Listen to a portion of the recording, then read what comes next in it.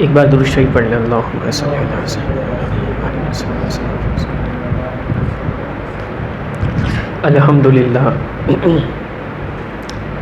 الحمد للہ الذی اکبر والصلاة والسلام علی سید البشر. اما بعد فاعوذ باللہ من الشیطان اللعین الرجیم. بسم اللہ السمیع العلیم. ما سلککم فی سقر قالوا لم نک من المصلین ولم نک نطعم المسکین وَكُنَّا نَخُوضُ مَعَ الْخَائِضِينَ وَكُنَّا نُكَذِّبُ بِيَوْمِ الدِّينِ حَتَّى أَتَانَا الْيَقِينُ قَدْ صَدَقْتَ يَا رَبَّ الْعَالَمِينَ. إِنَّ اللَّهَ وَمَلَائِكَتَهُ يُصَلُّونَ عَلَى النَّبِيِّ يَا أَيُّهَا الَّذِينَ آمَنُوا صَلُّوا عَلَيْهِ وَسَلِّمُوا تَسْلِيمًا كَثِيرًا. اللہم صلی علی سیدنا و سندنا محمد معدن الجود والکرم وآلہ وبارک وسلم. صلاۃ و سلام علیک یا سیدی یا سیدی یا سیدی یا رسول اللہ. نہ دولت سے، نہ شہرت سے، نہ گھر آباد کرنے سے تسلی دل کو ہوتی ہے خدا کو یاد کرنے سے. اور نہ جب تک کٹ مروں میں خواہ جائے بتھا کی چوکھٹ پر،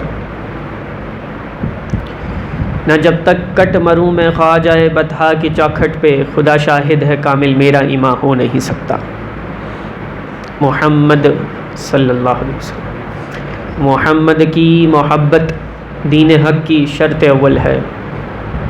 اگر اسی میں ہو کچھ خامی تو سب کچھ نامکمل ہے. اللہ تعالیٰ کا فضل ہے کہ اس پاک پروردگار نے ہمیں اپنے ذکر کے لیے، اپنے فکر کے لیے ایک بار پھر جمع فرمایا. اللہ تعالیٰ ہماری نیتوں میں اخلاص عطا فرمائے، ہمارے لفظوں میں تاثیر پیدا فرمائے اور ہمارے عمل کو اپنی بارگاہ میں قبول فرمائے.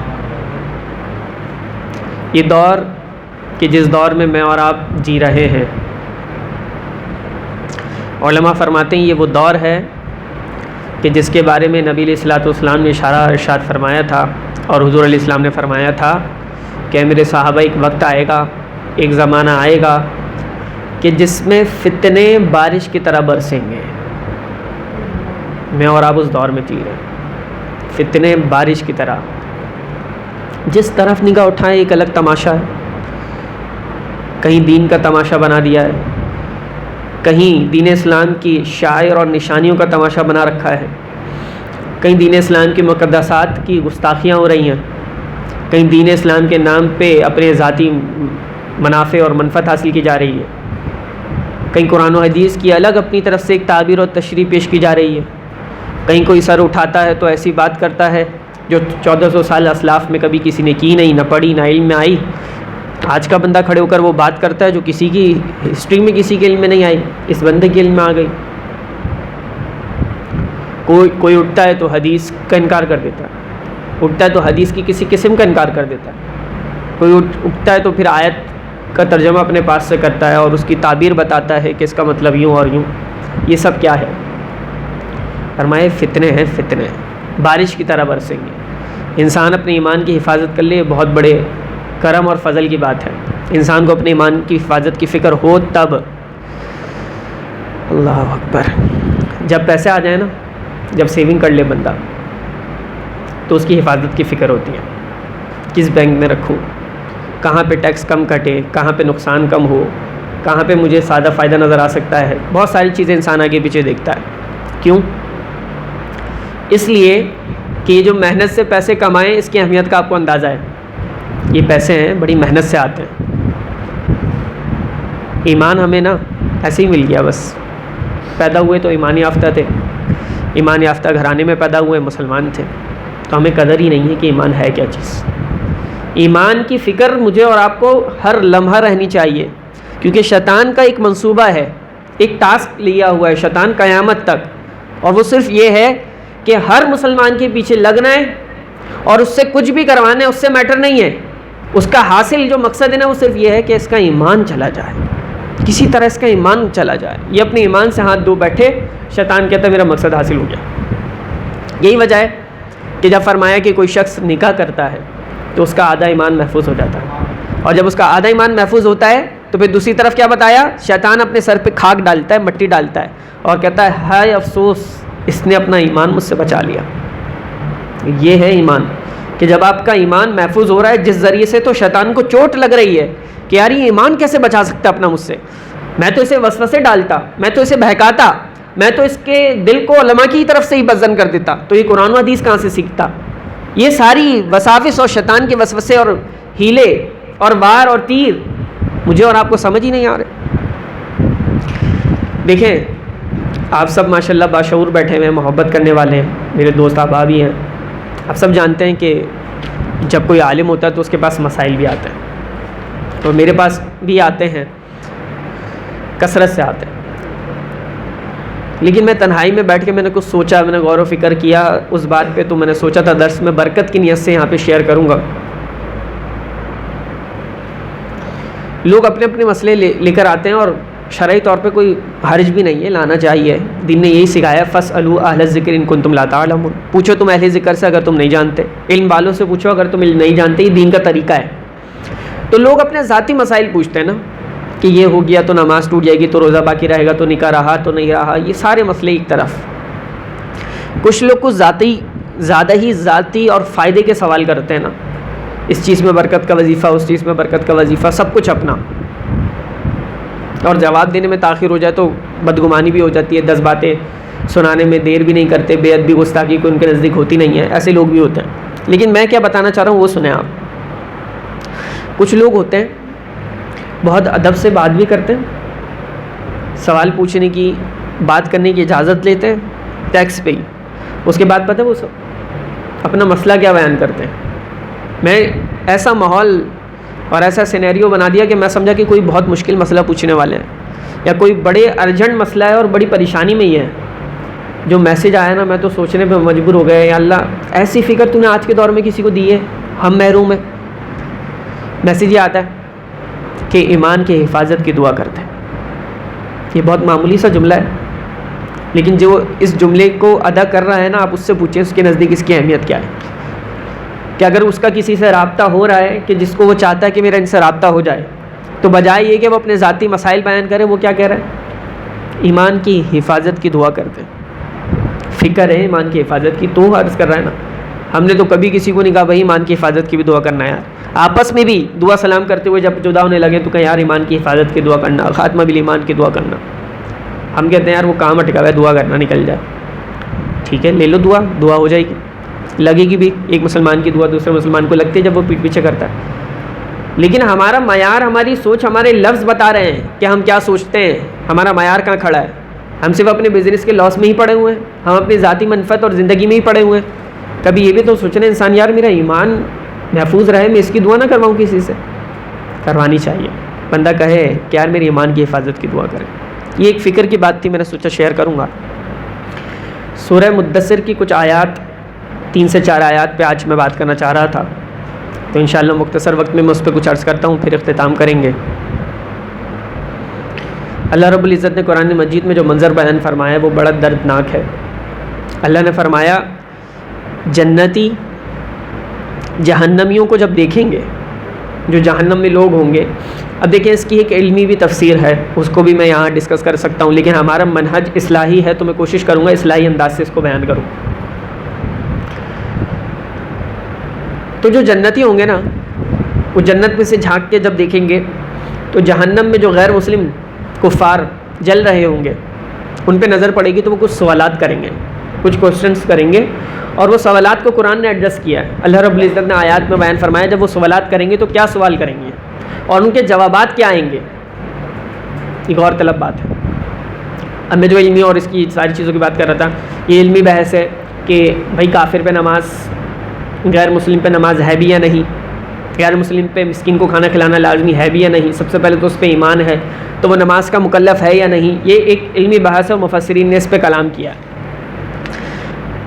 مسلمان جو جنت میں ہوں گے وہ کافروں سے، غیر مسلموں سے، جو غیر مسلم جہنم میں جل رہے ہوں گے، سو کچھ سوالات کریں گے، لیکن اتنا ضرور ہے محدثین نے اور علماء نے کلام فرمایا کہ جو سوال کریں گے اور وہ جو جواب آئے گا اب اس میں غور کرنا ہے کہ ہم تو مبتلا نہیں ہیں، کیا ہمارا بھی تو یہی حال نہیں ہے؟ اگر میرا اور آپ کا حال ہے ابھی یہی، تو ہمارے لیے غور طلب اور لمحہ فکریہ ہے، ہمیں اپنی زندگی کو بدلنا ہوگا۔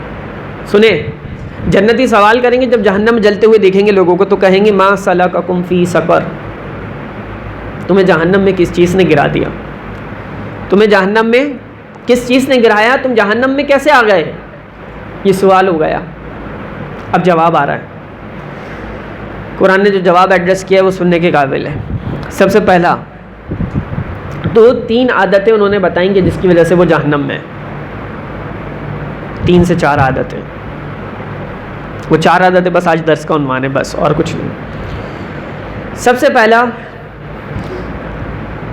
وہ کہیں گے قالوا لم نکو من المصلین، وہ کہیں گے ہم نماز نہیں پڑھتے تھے۔ اب میرا حال کیا اور آپ کا حال کیا ہم خود سوچ سکتے ہیں۔ ان کا پہلا آنسر یہ ہے کہ ہم نماز ادا نہیں کرتے تھے۔ قالوا لم نکو من المصلین، یہ بہت دردناک جواب ہے۔ آج ہمارے پاس موقع بھی ہے، مرحلہ بھی ہے، وقت بھی ہے، صلاحیت بھی ہے، سب کچھ ہے، لیکن ہمارا سر نہیں جھک رہا۔ ہماری مصروفیت ایسی ہو گئی، ہم کہہ رہے ہیں یار مصروفیت نے جکڑ لیا ہے، کل سے شروع کرتا ہوں، پرسوں سے شروع کرتا ہوں، جمعے سے، عید سے، زندگی ایسی چل رہی ہے۔ ابھی کپڑے نہ پاک ہیں، ابھی میں شک میں ہوں میرے کپڑے صحیح ہیں بھی کہ نہیں، میرا جسم صحیح ہے بھی کہ نہیں۔ تو یہ ساری سوچیں جو ہے نا، وہ کہہ رہے ہیں قالوا لم نکو من المصلین، ہم نماز نہیں پڑھتے تھے۔ مجھے بھی غور کرنا چاہیے اور آپ کو بھی غور کرنا چاہیے۔ اگر ہم بھی یہ کام نہیں کر رہے تو کہیں ہم بھی تو ان کو جواب نہیں دے رہے ہوں گے کہ قالوا لم نکو من المصلین، ہم نماز نہیں پڑھتے تھے۔ غور طلب بات۔ تو اللہ نے فرمایا وہ پکار کے کہیں گے قالوا لم نکو من المصلین، ہم نماز نہیں پڑھا کرتے تھے۔ نماز ہے کیا چیز؟ اس کی اہمیت پہ میرے ذہن میں ایک بات آ رہی ہے، وہ میں عرض کرتا ہوں۔ میں نے کہیں پڑھی تھی بہت پہلے، اور کیا ہی جملے اور کیا ہی انداز ہے اس کا، سبحان اللہ۔ کہا ایک مسلمان جب نماز پڑھتا ہے نا تو اپنے رب کے سامنے حاضر ہوتا ہے۔ کس کے سامنے؟ کہا اگر اسے اندازہ ہو جائے کہ وہ کس کے سامنے حاضر ہے، اسے یقین ہو جائے تو اس کی موت آ جائے لیکن وہ اپنی نماز ختم نہ کرے۔ یہ ہے نماز۔ اصل چیز ہی، بات ہی یقین کی ہے کہ اس کا بلیف لیول کتنا ہے، کہاں کھڑا ہے وہ۔ نماز اگر ایک تو پڑھ نہیں رہے، اگر پڑھ رہے ہیں تو پھر پڑھنے کا حال کیا ہے؟ پڑھی اور نکل گئے ہمیں پتہ ہی نہیں ہم نے ادا کیا، بس فرض ہے اتار دیا سر سے۔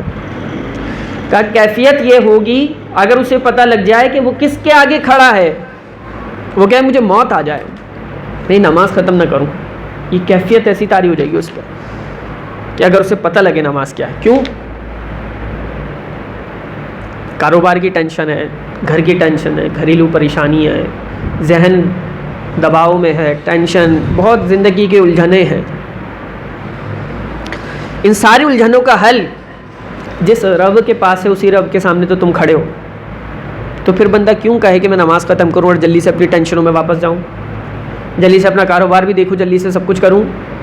بندہ کہے یار جس رب کے در پہ کھڑا ہوں اس نے ساری پریشانیوں کا حل پیدا کر رکھا ہے۔ اس کے دل میں یہ کیفیت آئے گی کہ میں اپنے رب سے، حضرت علی کرم اللہ وجہ الکریم کا کال سنیں۔ حضرت علی فرماتے ہیں جب میرا دل چاہتا ہے میں اپنے رب سے بات کروں تو میں نماز پڑھتا ہوں۔ کیا کرتا ہوں؟ اور جب میرا دل چاہتا ہے کہ میرا رب مجھ سے بات کرے تو میں قرآن پڑھتا ہوں، میں قرآن پڑھتا ہوں۔ اب ہمارا عمل کیا ہے؟ بڑی معذرت کے ساتھ ہمارا عمل یہ ہے کہ ہم نہ نماز پڑھیں، ہم نہ قرآن پڑھیں۔ تو پھر اس کا کیا مطلب ہوا؟ نہ ہمارا یہ دل چاہ رہا ہے نعوذ باللہ کہ ہم اپنے رب سے بات کریں، اور ہمارا یہ دل چاہ رہا ہے کہ ہمارا رب ہم سے بات کرے۔ قرآن بھی ہم نے رکھ دیا، نماز بھی ہم نے چھوڑ دی، تو ہمارا عمل ہی کمزور ہو گیا۔ جب عمل کمزور ہو گیا تو ہمارا ایمان بھی مضبوط نہیں رہا، پھر ایمان ہمارا متزلزل ہوگا، پھر اس کی اہمیت کا ہمیں اندازہ کیسے ہوگا کہ ہمارے پاس کیا دولت ہے۔ سب سے پہلی چیز لم نکو من المصلین، ہم نماز نہیں پڑھتے تھے، تو اس چیز کو ہمیں ذہن میں رکھنا ہے، نماز کی اہمیت، اس کو ہرگز ہم فراموش نہیں کر سکتے۔ ایک بزرگ سے، اللہ کے ولی سے کسی نے پوچھا، غالباً حضرت حاتم رحمۃ اللہ تعالیٰ علیہ تھے، آپ نماز کیسے پڑھتے ہیں؟ کچھ لوگ کہتے ہیں نا نماز میں دل نہیں لگتا، شکایت کرتے ہیں یار نماز میں دل نہیں لگ رہا۔ تو ان سے کسی نے پوچھا نماز کیسے پڑھتے ہیں؟ انہوں نے جو کیفیت بتائی نا نماز پڑھنے کی، اگر وہ کیفیت میں اور آپ اپنے ذہن پہ سوار کر لیں تو ہماری نماز میں دل لگنا شروع ہو جائے گا۔ انہوں نے کہا جب میں نماز پڑھتا ہوں اور نماز کے لیے کھڑا ہو جاتا ہوں تو میں یہ ذہن بنا لیتا ہوں کہ میرے دائیں طرف جنت ہے، میرے بائیں طرف جہنم ہے، میرے پیچھے موت کا فرشتہ ہے، میرے آگے کعبۃ اللہ ہے، اور میں پل صراط پہ کھڑا ہوں اور میں نماز پڑھ رہا ہوں۔ اور جب میں اس کیفیت میں نماز پڑھتا ہوں تو مجھے نماز میں مزہ بھی آتا ہے۔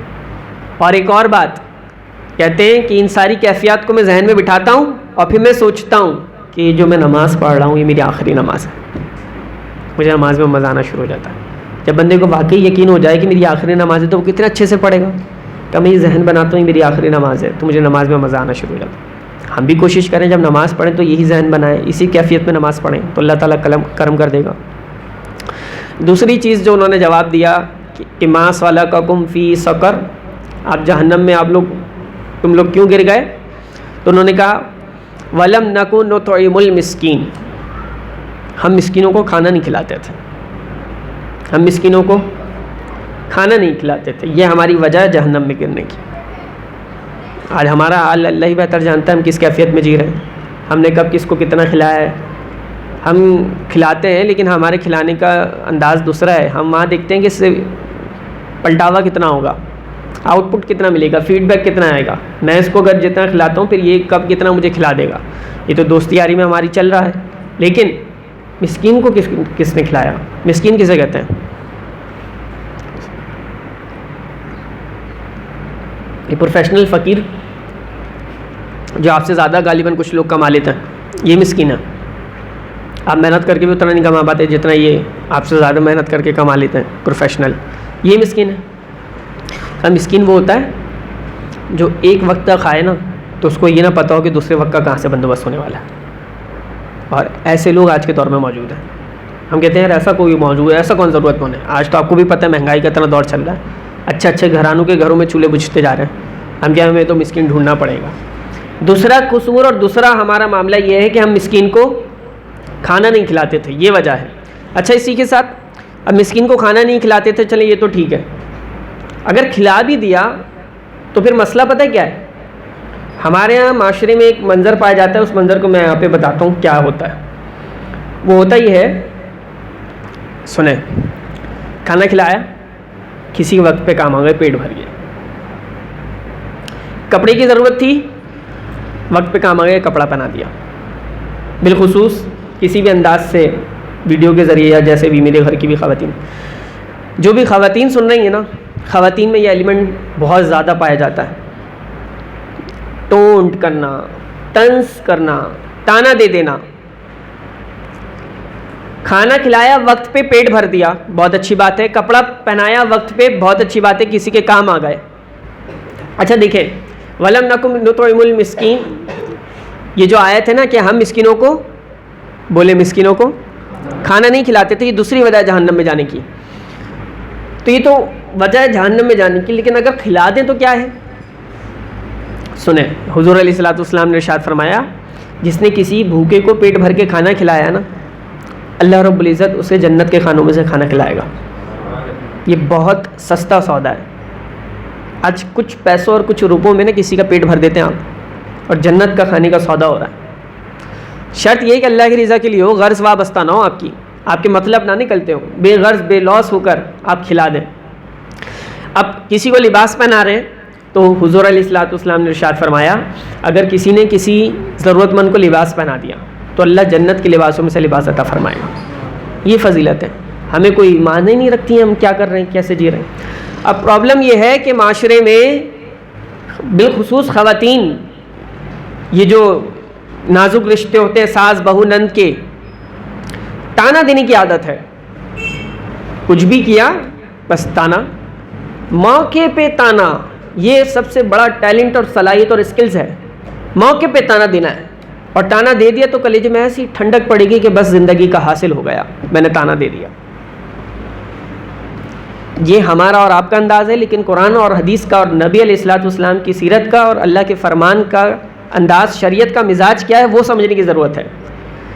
یہ تانا دینے کا انداز جو ہے نا، اب سنیں قرآن کیا کہتا ہے۔ قرآن مجید میں واضح طور پہ موجود ہے، حضور اللہ رب العزت نے ارشاد فرمایا، آیت کریمہ موجود ہے، اللہ تعالیٰ نے فرمایا کہ وَلَا تَلْمِزُوا أَنفُسَكُمْ، یہ آیت پڑھ رہا ہوں میں،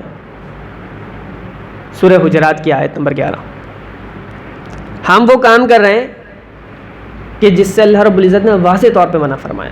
فرمایا وَلَا تَلْمِزُوا أَنفُسَكُمْ, تم آپس میں ایک دوسرے کو تانا نہیں دیا کرو, ٹون نہیں کیا کرو, تانا نہیں دیا کرو.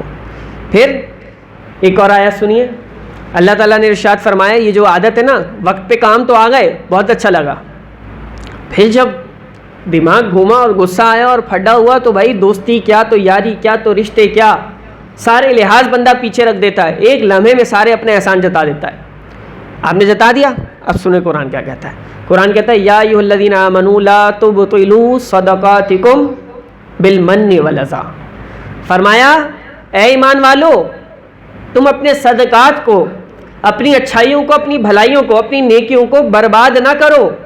کیسے برباد نہ کریں؟ کا دو طریقوں سے, بالمن والأذی, احسان جتا کے اور اذیت دے کے, ان دونوں طریقوں سے اپنی نیکی کو برباد نہ کرو. اگر تم یہ کرو گے تمہاری نیکیاں ضائع ہو جائیں. بہت اچھا کام کیا تھا آپ نے, جنت میں اپنا کھانا تیار کر لیا تھا, کسی بھوکے کا پیٹ بھر دیا تھا. بہت اچھا کام کیا تھا, کسی کے کپڑے پہنا دیے تھے, بنا دیے تھے, غریب کی مدد کر دی تھی, لیکن کب تک؟ جب تک آپ نے اس کو جتایا نہیں تھا, پردہ پوشی رکھی تھی, جب تک آپ نے اس کو اذیت نہیں دی تھی. آپ اس کے ساتھ اذیت والا معاملہ بھی کریں, اس کو تانا بھی دیں, اس کو ٹون بھی کریں, اور پھر آپ سمجھیں گے آپ کو آخرت میں اس کا اجر بھی ملے گا.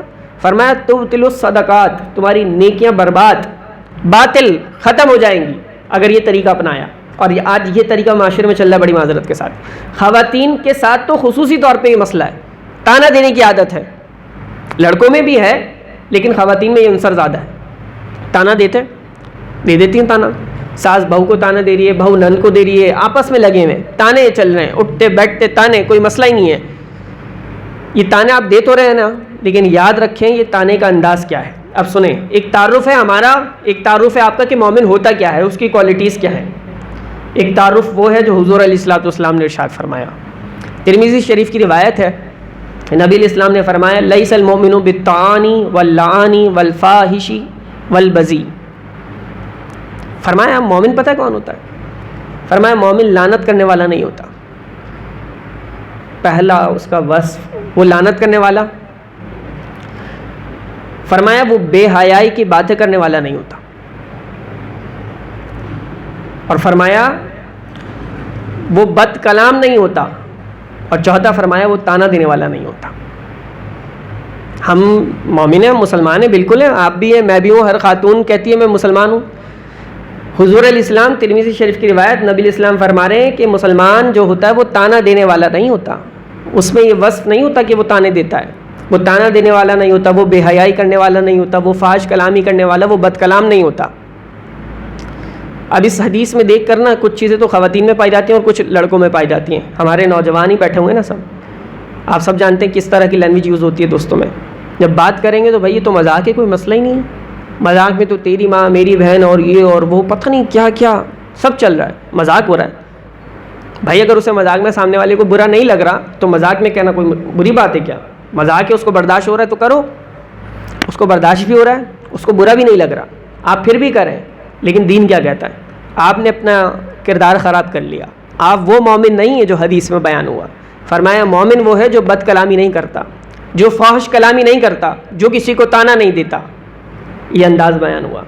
جب زبان سے الفاظ نکلنے لگے نا تو بندہ سنبھال لے اپنے آپ کو, یار میرے نبی نے بتا دیا کہ مسلمان تو گالی نہیں بکتا, وہ تو بری بات ہی نہیں کرتا, وہ بد کلامی بھی نہیں کرتا, وہ فحش کلامی بھی نہیں کرتا, پھر میں کیسے اپنے زبان سے جو دل چاہے میں نکالتا رہوں.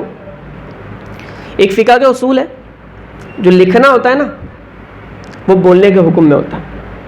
یہ بھی میں ایک کانسیپٹ کلیئر کر رہا ہوں, لکھنا بولنے کے حکم میں ہوتا ہے. اب ایک وسوسہ شیطان یہ ڈالتا ہے, یار میں نے بولا تو نہیں ہے نا, میں نے تو لکھا ہے, گندا میسج ٹائپ کر دیا. میں نے بولا تو نہیں ہے نا, میں نے لکھا ہے, کسی کے اوپر گندا کامنٹ کر دیا. میں نے لکھا تو نہیں ہے نا, میں نے صرف پوسٹ اٹھا کے شیئر کی ہے. میں نے لکھا تو نہیں ہے نا, میں نے گندی پوسٹ پہ کسی کو مینشن کیا ہے. میں نے لکھا تو نہیں ہے نا, یہ میں نے لکھا تو نہیں ہے, میں نے بولا تو نہیں ہے. یہ والی سوچ چلے جا رہی ہے اور آگے اپنا کام کرتے جا رہے ہیں. پوسٹ بھی شیئر ہو رہی ہے, مینشن بھی کر رہے ہیں ایک دوسرے کو گندی پوسٹ پہ, فحش کلامی کر رہے ہیں, لیکن میں نے زبان سے تو ایک لفظ بھی نہیں نکالا. فرشتے نے نہیں لکھا ہوگا کیونکہ میں لکھ رہا ہوں ٹیکسٹ, میں شیئر کر رہا ہوں سوشل میڈیا پہ, میں نے تو کوئی عمل کیا ہی نہیں. تو پھر آپ نے دین نہیں پڑھا نا. آپ علماء کے پاس بیٹھے تو آپ کو پتہ لگے کہ یہ جو آپ لکھ رہے ہیں یہ لکھنا بھی بولنے کے حکم میں ہوتا ہے.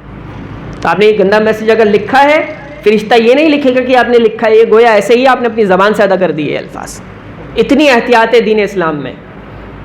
تو تانا دینے والا سلسلہ آج سے میں اور آپ اپنی کردار سے ختم کریں گے. یہ تانا نہ دیں.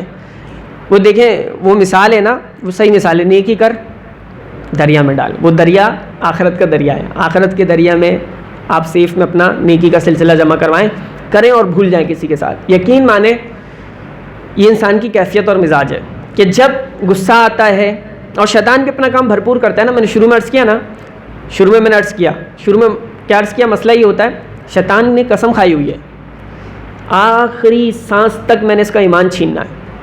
تو وہ کیسے چاہے گا آپ کے دامن میں نیکیاں رہ جائے؟ تو ہوتا کیا ہے، جب بندہ غصے میں ہوتا ہے نا تو شیطان کام دکھاتا ہے. ویسے اس کے عقل پہ، اس کی میموری پہ اتنا اثر ہوا ہے، اس کو پرانی باتیں یاد ہی نہیں آتی. لیکن جب غصے میں آیا تو فوراً یاد آئے گا کہ جس پہ غصہ ہوں، جس سے لڑائی ہو رہی، میں نے اس پہ یہ بھی احسان کیا ہے، اس کے ساتھ یہ بھلائی کی ہے، اس کی فیس بھی بھری تھی، اس کے گھر راشن بھی ڈلوایا تھا، اس کے کام بھی آیا تھا. یہ سارے احسانات اسی وقت اس کے ذہن میں امنڈ کے آنے لگیں گے. یہ کیسے آ رہے ہیں؟ شیطان وسوسہ ڈال رہا ہے آپ کے ذہن میں، فوراً آپ کو یاد دلا رہا ہے. طیش میں بھی ہیں آپ، غصے میں بھی ہیں، اور فوراً اب آپ کام کیا کریں گے؟ آپ اس کو تانا دے دیں گے. تانا دیا اور کیا ہوگا؟ آپ کی نیکیاں باطل، ختم آپ کی نیکیاں. اب اس کا اجر آپ کے پاس باقی نہیں رہا. میں اور آپ بھی ذہن میں رکھیں، غصے میں انسان اپنی نیکیاں بھی ضائع کر دیتا، اپنے اعمال بھی ضائع کر دیتا. میں بھی بشر ہوں، میں بھی انسان ہوں، ہمیں بھی آتا ہے غصہ، آپ کو بھی آتا ہے، سب ایسے کرتے ہیں. لیکن کنٹرول کرنے کی کوشش کریں. اگر کوئی تانا دے دے تو کیا کریں؟ یہ بھی تو سوال ہے. اب بعض اوقات ایسا ہوتا ہے کہ مجھ پہ کسی نے ایک احسان کیا ہے تو میں نے اس پہ 2-3 احسان کیے ہیں، اس سے زیادہ احسان کیے. اب دونوں طرف کام ہے. ہوگا کیا؟ اس نے مجھے تانا دیا، میں بھی غصے میں ہوں، میں نے اسے پلٹ کے اپنی دونوں چیزوں کو یاد دلا دیا، تانا دے دیا. کیا یہ انداز مناسب ہے؟ اب سنیں، اس میں بھی رہنمائی موجود ہے. ابن حبان شریف کی روایت ہے، حضور علیہ الصلوۃ والسلام نے ارشاد فرمایا کہ اگر کوئی شخص تمہیں تانا دے، تمہیں تمہاری کسی عیب کا تانا دے، احسان جتائے، کچھ بھی کرے، بس تانا دے دے تمہیں، تو تم اسے تانا نہ دینا. تم اسے تانا نہ دینا. اگر تم نے اس کو تانا دیا تو اس کا وبال تم پہ آئے گا، اور اگر تم خاموش رہے تو تمہیں ثواب ملے گا. کتنی پیاری رہنمائی ہے. اگر آپ کو کوئی تانا دے دے، پہلے تو سب سے پہلی بات آپ نے خود سے کسی کو تانا دینا نہیں ہے. اور اگر آپ کو کوئی تانا دے دو تو اس کا آنسر تانے سے نہیں کرنا ہے، خاموشی اختیار کر لیں، درگزر کر دیں. دیکھیں حقوق العباد کا معاملہ جو ہے نا، اپنی گفتگو کو اختتام کی طرف لاتا ہوں. حقوق العباد کا معاملہ بہت سینسٹیو ہے. 2 آیت رہ گئی ہیں، اس کو بھی ہم کور کر لیں گے انشاءاللہ. حقوق العباد کا معاملہ کتنا سینسٹیو ہے، صرف ایک روایت پیش کر رہا ہوں، اس سے آپ اندازہ لگا لیے گا. ہم کیا، ہم کسی کو تانا دیں، کسی کا دل توڑیں، ہمیں کیا، کوئی مسئلہ ہی نہیں ہے. میری زبان ہے، کوئی روک سکتا ہے تو روکے. ہاتھ تو پکڑ سکتے، زبان نہیں پکڑ سکتے. یہ محاورہ مشہور ہے. بھائی کیوں نہیں پکڑ سکتے زبان؟ کیوں نہیں کنٹرول کر سکتے؟ حضور علیہ الصلوۃ والسلام نے فرمایا ہے میرے صحابہ، سب سے زیادہ ہلاکت والی بات نہ بتاؤں؟ سب سے زیادہ جس کی وجہ سے لوگ جہنم میں جائیں گے وہ بات نہ بتاؤں؟ صحابہ نے عرض کی حضور بتائے. حدیث کے لفظ ہیں، حضور علیہ الصلوۃ والسلام نے اپنی زبان مبارک نکالی، پکڑی، اور اس کی طرف ارشاد، زیادہ لوگ جہنم میں اس کی وجہ سے جائیں گے. ہم کہ یار ہماری زبان ہے، کوئی روک سکتا ہے تو روکے. حدیث سنیں، حضور علیہ السلام نے فرمایا من اذا مسلمن فقد اذانی. اللہ اکبر. فرمایا ومن اذانی فقد اذى اللہ. فرمایا جس نے کسی مسلمان کو اذیت دی. اذیت کا کیفیت ہم سمجھتے ہیں صرف یہ ہے کسی کو تکلیف دینا، لاتے گھسے مارو خون نکال دو، یہ اذیت ہے. دل کے جذبات کو مجروح کر دینا، کسی کا دل توڑ دینا، کسی کو احساس کمتری میں مبتلا کر دینا، کسی کو حقیر جتلانا، کسی کو کمتر بتلانا، یہ اذیت دینا ہے. فرمایا جس نے کسی مسلمان کو اذیت دی، نبی علیہ السلام فرما رہے ہیں، یہ میں آپ کو حدیث سنا رہا ہوں. فرمایا جس نے کسی مسلمان کو اذیت دی، حضور فرمانے اس نے مجھے اذیت دی، اور جس نے مجھے اذیت دی گویا اس نے اللہ کو اذیت دی. اتنا نازک معاملہ ہے اللہ کے بندوں کے ساتھ معاملات کا. ہم کہیں یار ہم کیا ہے، میری نندی تو ہے، کیا ہے میری بھابھی تو ہے، کیا ہے میری ساسی تو ہے، ہم کہ کیا ہے دوستی تو ہے. بس رشتوں کی نہ پرواہ کرے بندہ، نہ مقام کی پرواہ کرے، کسی کی بھی نہ کرے.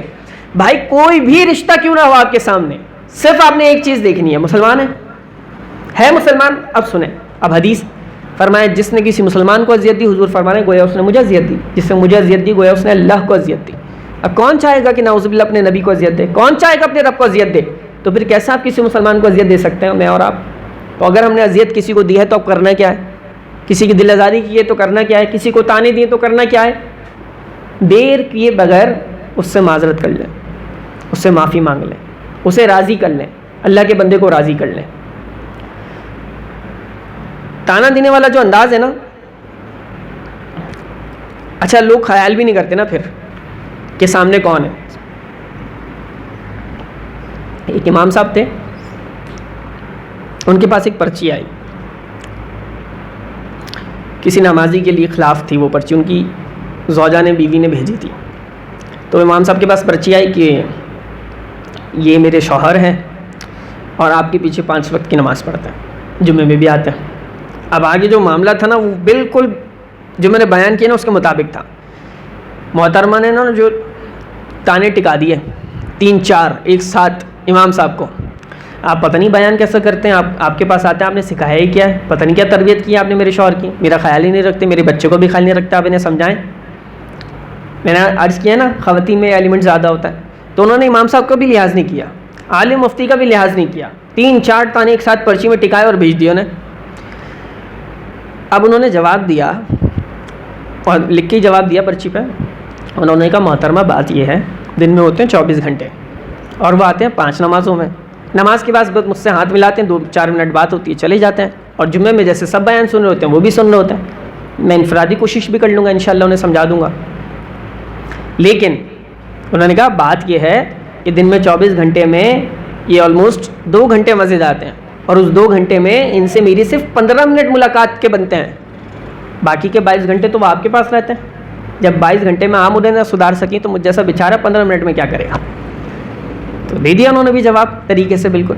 تو تانا دینے سے پہلے ہمیں سوچنا چاہیے کہ ہم کس کو کس انداز سے کیا تانا دے رہے ہیں۔ تانا دینے والا وصف کم از کم میرے اندر اور آپ کے اندر نہ ہو، اور ہم پھر کسی کو دیکھیں تو اس کی اچھی رہنمائی کر دیں کہ یار حضور علیہ السلام نے فرمایا تانا دینا مناسب ہی نہیں ہے، مسلمان کی کوالٹی وصف ہی نہیں ہے کہ وہ تانا دے، تانا دے کر پھر کیوں انسان اپنے آپ کو وہ کرے۔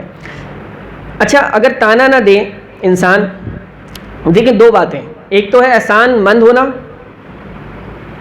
ایک ہے احسان فراموشی، دونوں چیزیں، اور دین اسلام اتنا خوبصورت ہے کہ اس نے ہر پہلو میں ہمیں رہنمائی دی ہے۔ ایک تو یہ کہ احسان نہ جتلاؤ، ٹھیک ہے نہیں جتاتے احسان، لیکن سامنے والا احسان ماننے کے لیے بھی تو تیار نہیں ہے، یہ بھی تو ہے نا، دین نے تعلیم دی ہے کہ آپ کا جو محسن ہے اس کی قدر بھی کرنی ہے آپ نے۔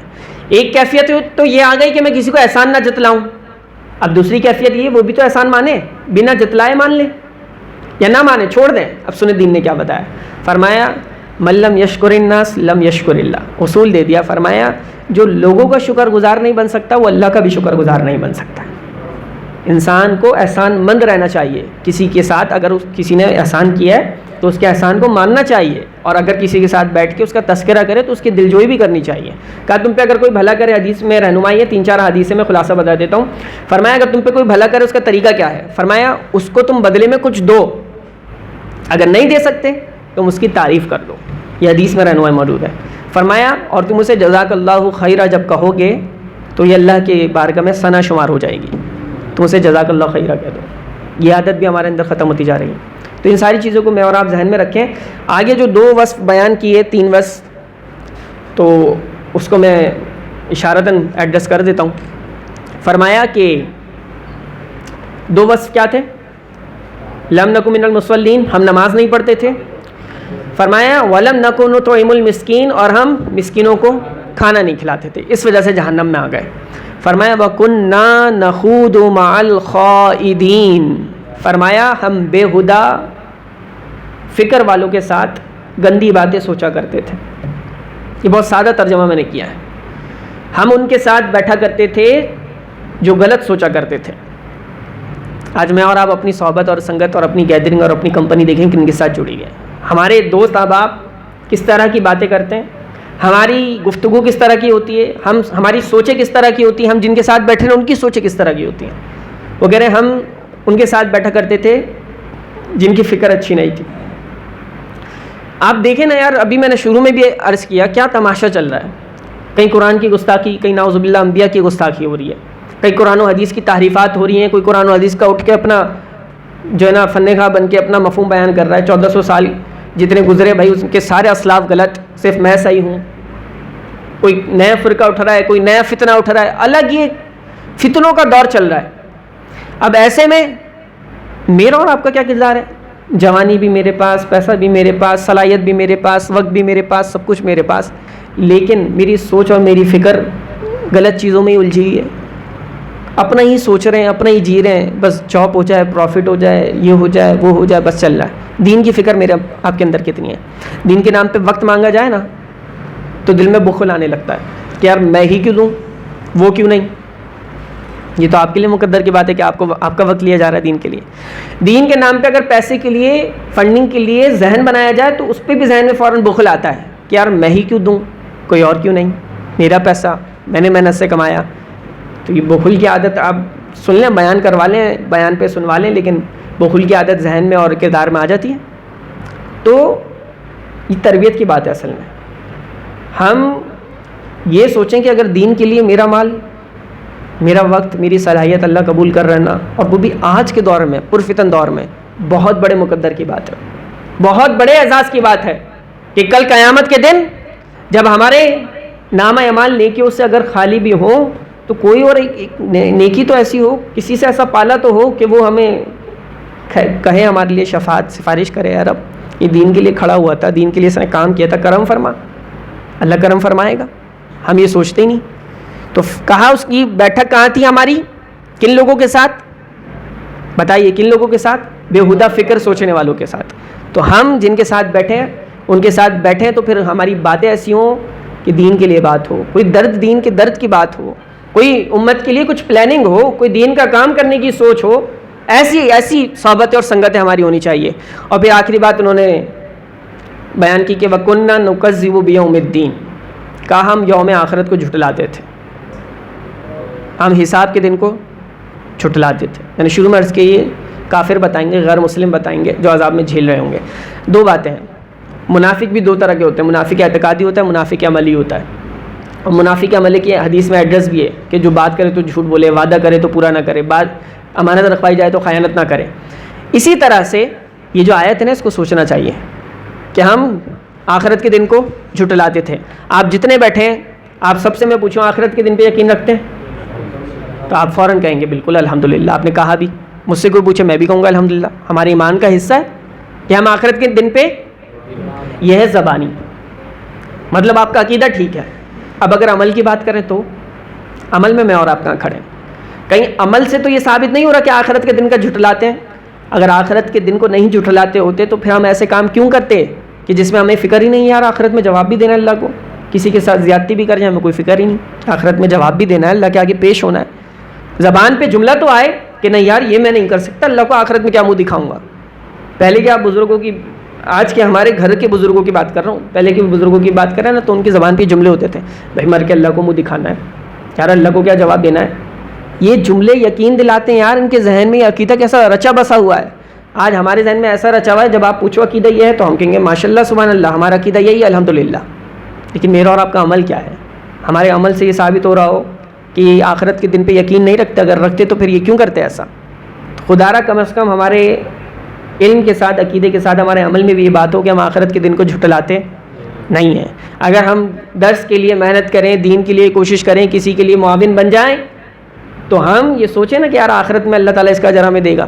آخرت کے دن پہ یقین ہے, یوم الدین, تو یہ آخرت کا دن, جزا کا دن وہی تو ہے, سب کچھ اسی دن ملنا ہے.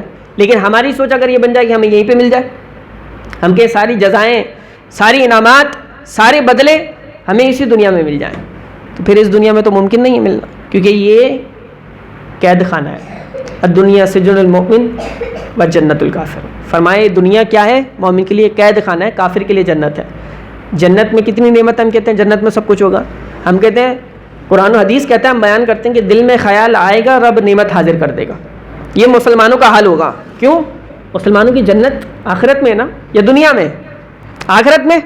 اب جب کافروں کی, غیر مسلموں کی جنت دنیا اللہ نے بنا دی, تو بھائی انہیں تو دنیا میں سب ملے گا جو وہ چاہیں گے, محنت کریں گے کامیاب بھی نظر آ جائیں گے, وہ بزنس میں بھی آپ سے آگے ہوں گے, پیسہ بھی ان کے پاس زیادہ ہوگا, سب کچھ زیادہ ہوگا. لیکن کیونکہ آپ قید خانے میں ہیں, قید خانے میں ساری سہولتیں نہیں ملتی, بس بندہ زندگی سفر بسر کر لیتا ہے. قید خانہ ہے, کیونکہ ایک اور حدیث میں بھی آیا ہے, تم دنیا میں ایسے رہو جیسے مسافر رہتا ہے. کیسے رہتا ہے؟ مسافر کیسے رہتا ہے؟ کہتے ہیں یہ تو خیر کالج رہی ہے، کہا اگر زندگی کا لطف اٹھانا ہے تو سفر میں سامان کم رکھو اور زندگی میں ارمان کم رکھو تو زندگی کا مزہ آ جائے گا. سفر میں سامان کم اور زندگی میں ارمان کم. سفر میں سامان کم کیوں کہا؟ اس لیے کہ سفر میں جتنا سامان کم ہوتا ہے سفر میں اتنی انجوائمنٹ ہوتی ہے، موو کرنے میں آسانی رہتی ہے.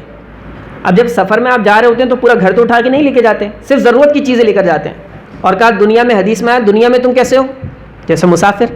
تو مطلب یہ کہ دنیا میں آپ نے رہنا ہے تو صرف اتنا لے کر چلو جتنی ضرورت ہے، زیادہ کی خواہش نہ کرو، سکون سے زندگی گزارو، رب پہ یقین رکھو اور اس دنیا سے نکل جاؤ، کیونکہ مسافر خانے میں ہو تم، آخرت میں تمہاری جنت منتظر ہوگی. اللہ تعالیٰ ہمیں جو کچھ سنایا عمل کرنے کی توفیق عطا فرمائے. اللہ تعالیٰ ان اوصاف سے ہمیں بچنے کی اور اس کے اپوزٹ ہمیں عمل کرنے کی توفیق عطا فرمائے. وآخر دعوانا الحمدللہ رب العالمین.